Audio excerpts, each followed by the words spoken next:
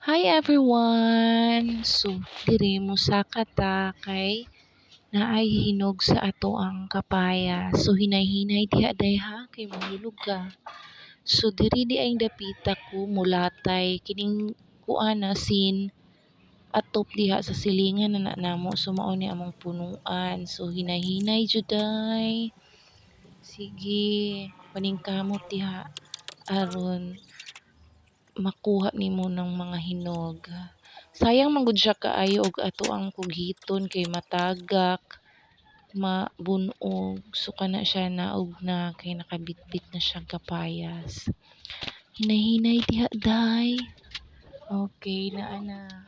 O paibog mo dayon siya. So nagkinagang pagdaga no.